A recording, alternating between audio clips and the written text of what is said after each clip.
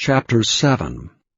Then came together unto him the Pharisees and certain of the scribes which came from Jerusalem.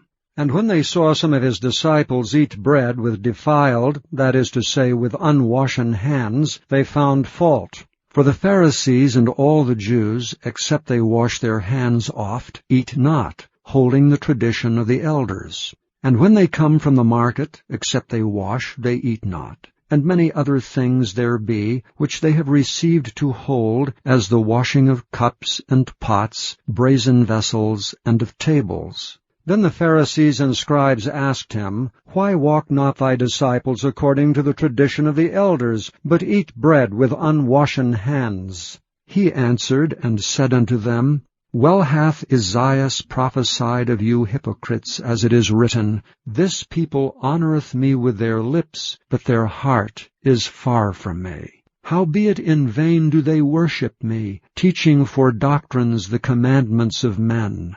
For laying aside the commandment of God, ye hold the tradition of men, as the washing of pots and cups, and many other such like things ye do.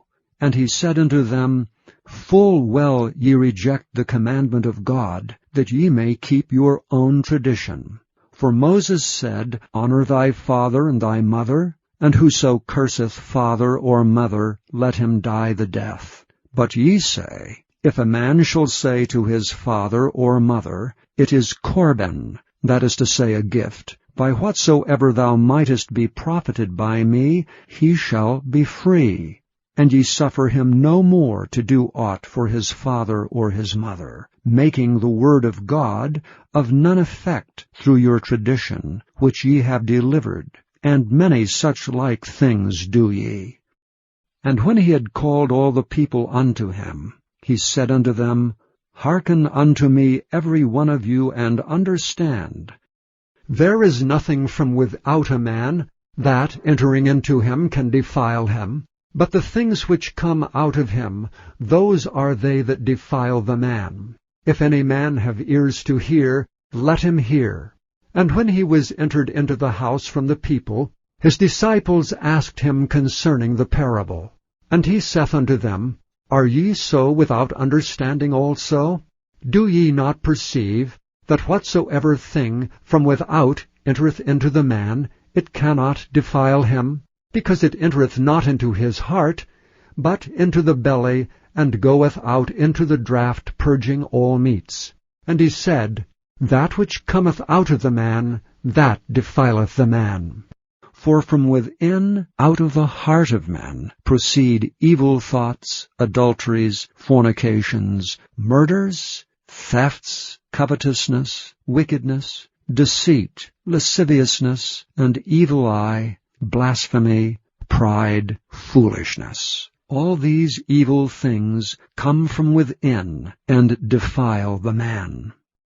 And from thence he arose, and went into the borders of Tyre and Sidon, and entered into an house, and would have no man know it, but he could not be hid.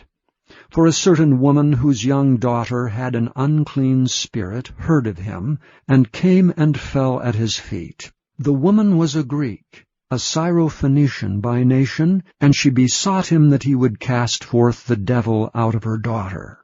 But Jesus said unto her, Let the children first be filled, for it is not meet to take the children's bread, and to cast it unto the dogs. And she answered and said unto him, Yes, Lord, yet the dogs under the table eat of the children's crumbs. And he said unto her, For this saying, Go thy way, the devil is gone out of thy daughter. And when she was come to her house, she found the devil gone out, and her daughter laid upon the bed. And again, departing from the coasts of Tyre and Sidon, he came unto the sea of Galilee, through the midst of the coasts of Decapolis. And they bring unto him one that was deaf, and had an impediment in his speech, and they beseech him to put his hand upon him. And he took him aside from the multitude, and put his fingers into his ears, and he spit and touched his tongue. And looking up to heaven, he sighed and saith unto him, Ephphatha, that is, be opened. And straightway his ears were opened, and the string of his tongue was loosed, and he spake plain. And he charged them that they should tell no man. But the more he charged them, so much the more a great deal they published it, and were beyond measure astonished, saying, He hath done all things well. He maketh both the deaf to hear, and the dumb to speak.